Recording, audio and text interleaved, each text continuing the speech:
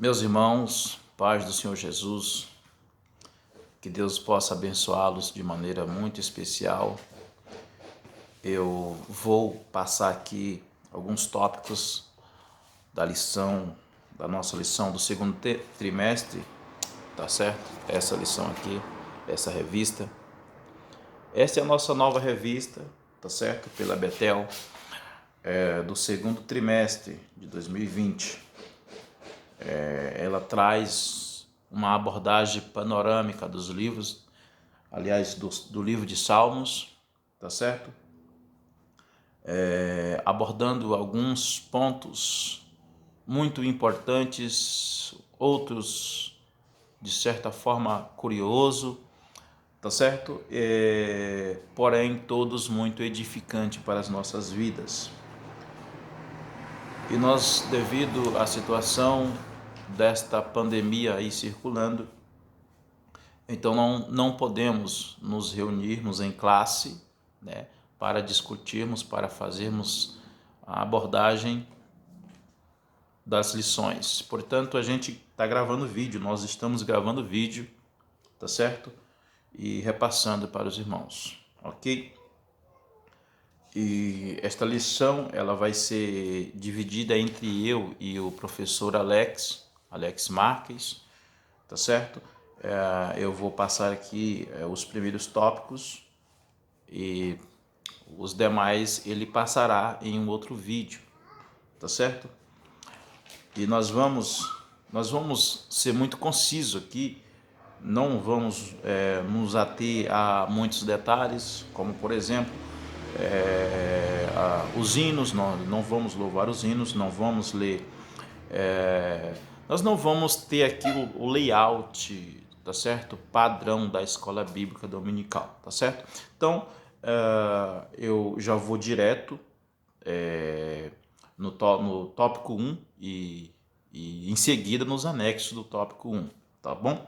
Então vamos lá, o tópico 1, não sei se dá para ver aí, tá? Peço desculpa aí também pela qualidade do vídeo, vocês vão ouvir, né? Vocês vão ouvir barulhos, tá certo? Aqui o tópico 1, vocês vão ouvir barulhos de veículos, carro passando toda hora. Não temos um ambiente adequado, tá certo? Não temos um estúdio, obviamente não somos profissionais nesta área, né, de videoaula, mas vamos caminhando. O tópico 1 diz assim, o título diz assim, ó, título de visão do livro e autores, tá certo? Então, título, divisão do livro e autores, tá certo? Então, vamos falar do título Salmo, vamos falar das divisões, tá certo? E vamos falar dos autores. Neste tópico, analisaremos os títulos, a divisão e os prováveis autores do livro de Salmo. Então vamos para o anexo 1 do título 1. Título, é o que diz aqui, título. A palavra Teshilim, hebraico, significa louvor e, por isso, podemos traduzi-lo como o livro dos louvores, tá certo? Teshilim é o livro dos Salmos. Trata-se de composições métricas de Inário de Israel, conforme descreve Mateus Henry. Embora cantar seja bem a voz da alegria, a intenção das canções é de uma latitude muito maior, auxiliar a memória e expressar e incentivar todos os afetos, bem como a alegria. No livro de Salmos, encontramos a enunciação de diversos sentimentos, alegria e tristeza, desejos e intimidades e proteção do Senhor e exaltação dos seus feitos. Este livro, divinamente inspirado por Deus, não se resume a uma canção. Os versículos de Textilim, Salmos, ensinam, alertam e trazem à memória os efeitos, ou melhor, os feitos e agir de Deus. Percebemos que o louvor genuíno deve fazer parte da vida do cristão. Por intermédio do louvor, exaltamos a Deus para a sua soberania e seus feitos. Tá certo? Portanto, o título que temos de Salmos, ele vem do hebraico chamado de Textilim, tá certo? E significa louvores, né, ou cânticos. Alguns pontos curiosos aqui que nós vamos já tratar. Por isso, nós não costumamos, tá certo, acertadamente chamar salmos, dividir salmos por capítulos e versículos, tá certo? É de comum para os irmãos ouvir os pregadores, os conferencistas, professores e teólogos falarem salmo de número tal, salmo de número 91. Por que salmo de número 91 ou número 91 de Salmo e não capítulo 91 de Salmo e versículo tal? Ou Salmo capítulo tal e versículo tal? Por quê? Exatamente porque Salmo ele é uma harpa, um inário, tá certo? Tal como o nosso inário, tal como a nossa harpa, tá certo? Então, como ele está na categoria dos livros poéticos, tá certo? Com esse diferencial que essas poesias elas são, apesar de palavra de Deus também, apesar de inspirada por Deus, mas elas são recitadas, tá certo? Elas são cantadas, são expressadas em cânticos, tá certo? Em louvor vocálico. Então se chama as divisões, a organização, né, dos textos de número e não de capítulo, tá certo? Então número e verso não como uma abreviação de versículo. Nós costumamos falar para qualquer livro da Bíblia, capítulo tal, verso tal. Mas quando nós falamos verso, é apenas uma abreviação de versículo. No caso de Salmo, não. Salmo, quando nós falamos verso, é porque refere-se a verso mesmo, porque ele é dividido em versos, né, em estrofe e daí por diante. Tá certo? Acho que ficou claro até aí, tá bom? Só lembrando que se ficar alguma dúvida, se tiver alguma pergunta, podem reportar para mim, podem reportar para o irmão Alex, tá certo? Podem reportar para o pastor, principalmente, o nosso pastor, né? Ou também, principalmente, para a nossa líder, nossa superintendente, a irmã Lisete, né? Uma pessoa maravilhosa, abençoada por Deus, de um coração humilde, tá certo? Que está sempre disposta e aberta a nos auxiliar, nos ajudar, tá certo? Então, acho que ficou claro até aí essa questão, tá? O nome do livro, a Bíblia, o Antigo Testamento, não apenas o Antigo Testamento, mas a Bíblia ela é dividida, ela tem uma divisão de categoria dos livros, tá certo? O Antigo Testamento ele está dividido nos livros poéticos, né? Ele está dividido no Pentateuco, que são os primeiros livros, nos livros históricos, profeta maiores, profeta menores, né? E também ele está dividido. O Novo Testamento tem as mesmas divisões, né? Porém são os evangelhos, né? São as cartas paulinas, as cartas gerais e revelação. Então, no Antigo Testamento, dentro desta divisão, Salmo ele se encaixa nos livros poéticos, tá certo?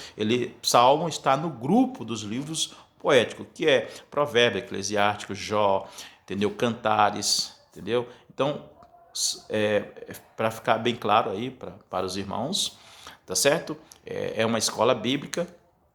Então, é bom que os irmãos se atentem para certos detalhes, porque é da escola bíblica que sairão futuros pastores, futuros missionários, evangelistas, e daí por diante, né?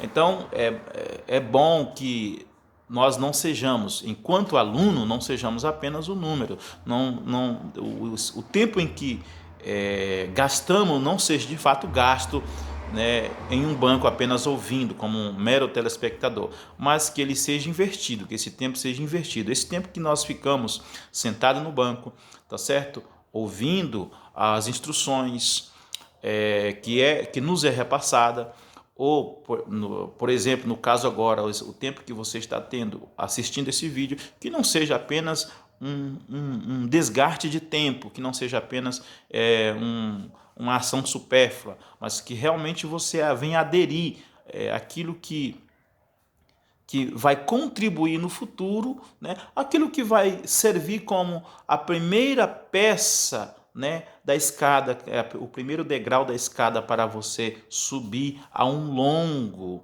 trajeto da sua vida. Então, atente-se para os detalhes, tá certo? Leve a sério a escola bíblica, leve a sério o que é repassado, entendeu? E tenha o desejo de aprender as coisas de Deus, de aprender a palavra de Deus e de crescer, tá certo? Neste aspecto, tá? Divino e espiritual, ok? Então, está bem claro aí as divisões a divisão do livro, o título do livro, o porquê de não capítulo e sim número, tá certo? E você pode pesquisar mais a respeito, ok? Bom, nós vamos partir aqui para o anexo 2 do 1.2 aqui, divisão do livro, né? Ainda tem uma ênfase aqui sobre a divisão do livro, tá certo? Eu acho que já foi até abordado um pouco. É comum considerar a divisão do livro de Salmos em 5 livros. Ah, legal. Em 5 livros, que começam respectivamente no Salmo do 1 ao 42, do 43 ao 73, do 74 ao 90, do 91 ao 107, tá certo? David M. Howard Jr. destaca uma interessante observação feita por Gerald H. Wilson sobre o livro começar com um salmo que exalta a revelância da meditação da palavra de Deus, né? Salmo 1, tá certo? Ele está mencionando Salmo 1. E encerrar com uma exortação a todos para louvar ao Senhor, Salmo 150. Assim, a vida desse ser deve ser vivida, pautada na palavra de Deus e para a glória de Deus. Então, o comentarista ele traz aqui uma reflexão, tá certo, de uma pessoa, de um erudito que eu desconheço, mas se está mencionado aqui pelo comentarista, é digno de atenção, né, ele é chamado de Gerald H. Wilson, que fala sobre o livro de Salmo, aonde, né, o primeiro número de Salmo, né, o Salmo número 1, que traz a ideia de exaltar, né, de exaltação e de meditação sobre a palavra de Deus, e ele fecha no 150, tá certo? Aonde traz também a vida que deve ser vivida, pautada na palavra de Deus e para a glória de Deus, né? Então, todas as divisões, né, que tem Salmos, na verdade, essas divisões, elas são mais atribuídas para o aspecto de organização, né? Para o aspecto de organização, mas eles são divididos, né? A Salmo é dividido em grupos, vamos dizer assim. tá certo? Porém, o comentarista nos chama a atenção para o Salmo 1, né, onde ele fala, o Salmo 1 encerra com uma exortação a todos para louvar ao Senhor, tá certo? Então o Salmo 1, ele nos chama ao louvor de Deus, né, para termos uma vida em louvor a Deus. E o Salmo 150, que é onde fecha, entendeu? Todos os grupos, é pautado na palavra de Deus, nos traz uma recomendação, uma exortação para termos uma vida pautada na palavra de Deus, tá? E para a glória de Deus. Esse é o propósito maior, tá certo? Esta é a proposta maior para nós que temos o chamado de Deus, chamado para a salvação. Quando eu estou dizendo chamado, não estou falando para cargos eclesiásticos, eu estou falando o chamado para a salvação, atingindo do menor ao maior, tá certo? Todos que têm o chamado, que foram chamados para a salvação, todos que deram ouvido à voz do Espírito Santo e se renderam a Deus, recebendo Cristo como Senhor e Salvador, essa pessoa ela deve ter uma vida de acordo com o crivo, né, da palavra de Deus, tá certo? Então, isso mostra que Salmos não é um mero livro de louvores, de cântico aleatório sem um propósito. Ele também traz exortações, né? O livro de Salmo, ele também, haja vista que ele é a palavra de Deus, tá certo? Haja vista que foi escrito e inspirado por Deus, né? Então ele traz aconselhamento, ele traz alerta, ele traz incentivo, ele traz exortação e enfim, Salmo ele apesar de ser, a única diferença é que ele é recitado, tá certo? Ou era recitado, entendeu? No Antigo Testamento. Ele era assim como quero até pedir licença para usar como exemplo, né? Mas assim como o Alcorão, tá certo? O Alcorão ele não é lido, ele é recitado, né? O Alcorão ele traz essa característica de Salmo, né, na época que Salmo estava em vigência no Antigo Testamento. Ele ainda está em vigência, porém com outra característica, que ele não é recitado, embora já se tenha bastante louvores, inclusive da harpa, né, que trazem trechos de salmos, tá certo? Mas ele era recitado. Então, Salmo não é um mero inário, não é uma mera poesia, é a palavra de Deus, tá certo? Que exalta, que exorta, que incentiva, tá certo? Que nos faz meditar, que nos faz pensar, tá certo? E que temos também aí correções, né, de Deus contida em Salmos, tá certo? Então, a única característica dele é apenas esse layout, entendeu? Literário, que deixaram para nós como prêmio, tá certo? Que foi inserido, essa literatura poética inserida, tá certo? Na Bíblia, que expressa sentimentos, né? Que expressa pensamentos, tá certo? E no Antigo Testamento de uma forma recitada, ok? Bom, dito isto, vamos aqui avançar para o tópico 1.3, tá? Eu estou ainda aqui no tópico 1, e aí nós vamos ler o anexo, eu estou pensando no irmão Alex, vamos ler o anexo 3, tá? Autores.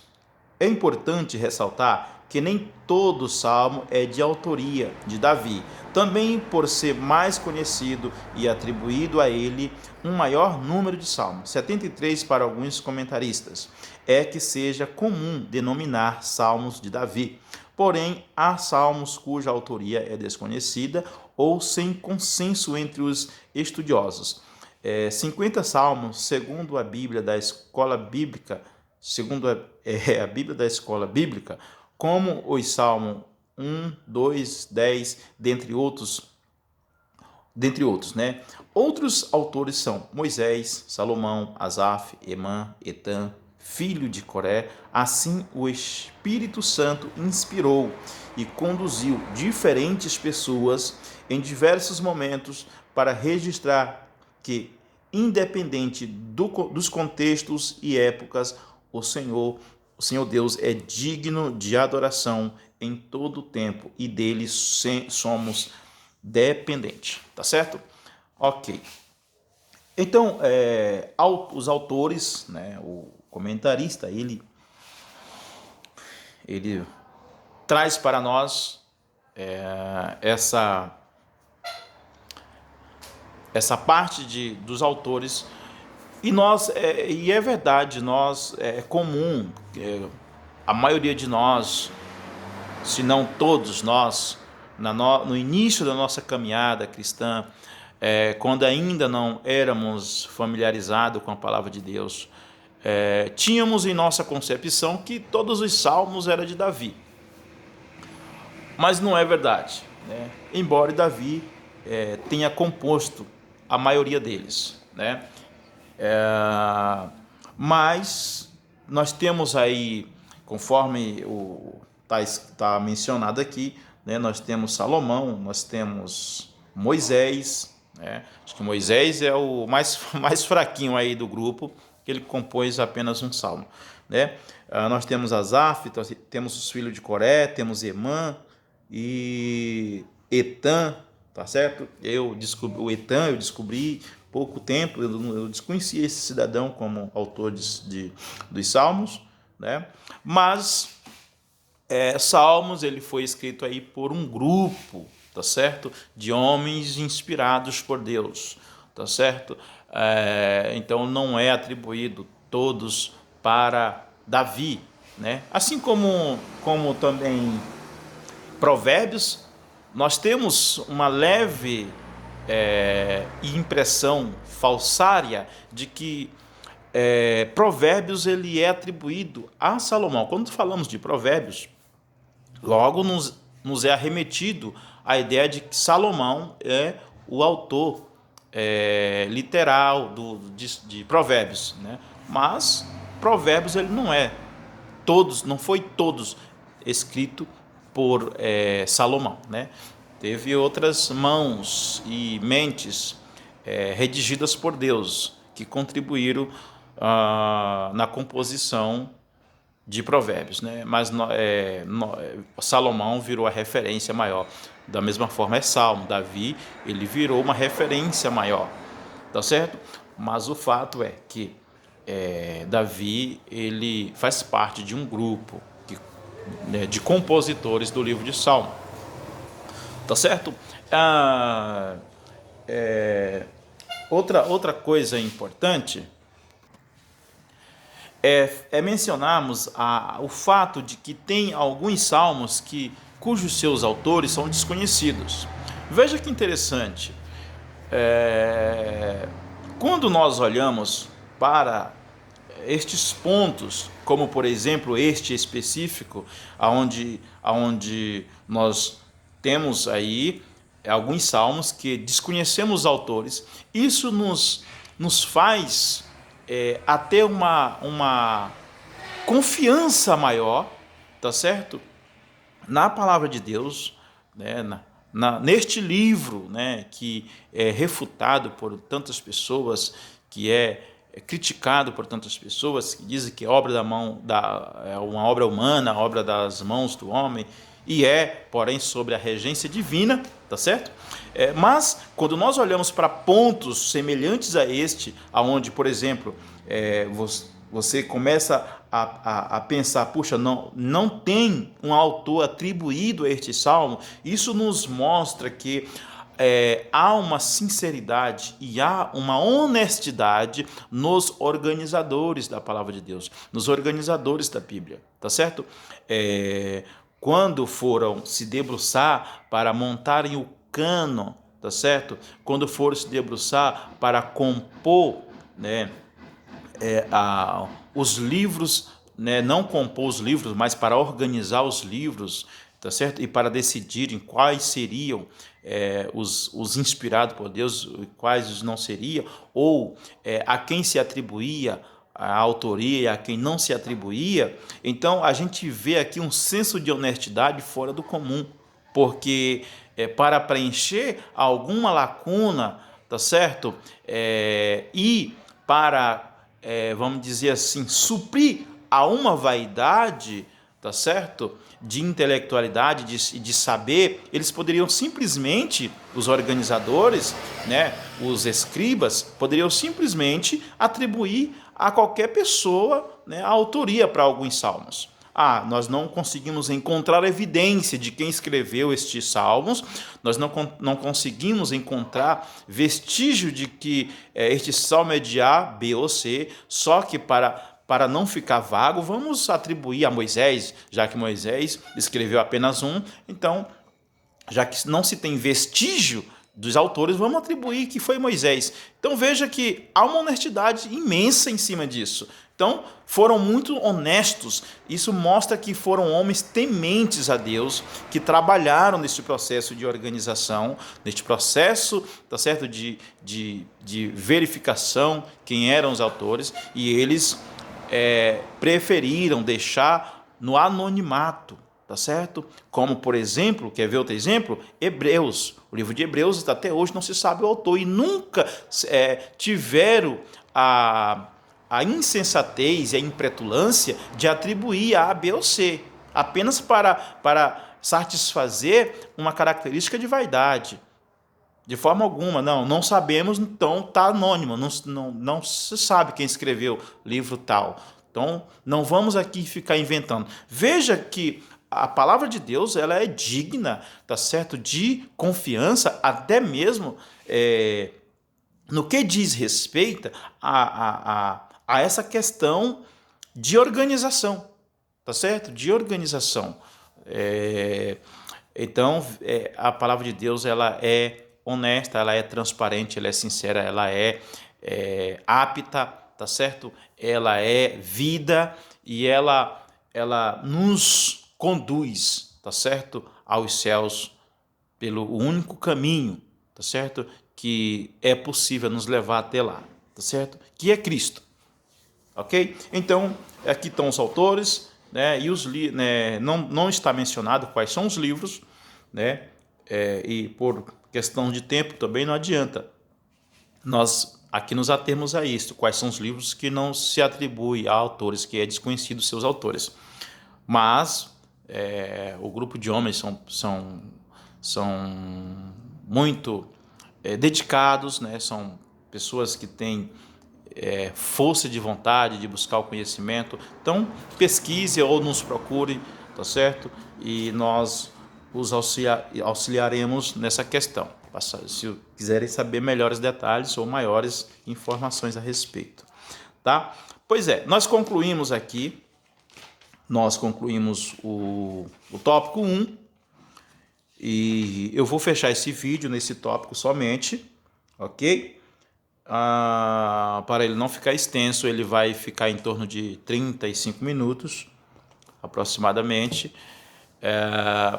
e eu peço que você veja, assista, tá certo? Os demais, o irmão Alex, ele vai gravar também. Eu vou arrumar uma forma de divulgar, de disparar esses vídeos próximos um do outro, tá certo?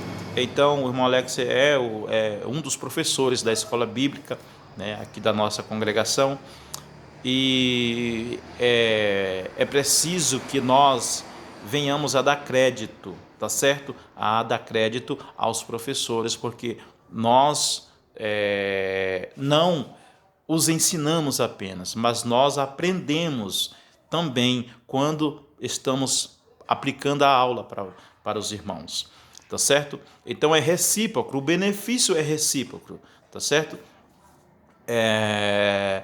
E que Deus abençoe a todos vocês, tá certo? Esta foi a lição do tópico 1, ainda tem o tópico 2 e o tópico 3, tá? Mas a gente vai criar uma forma, vai criar um meio destes vídeos chegar até você, tá bom? Que Deus abençoe, em nome de Jesus, e amém.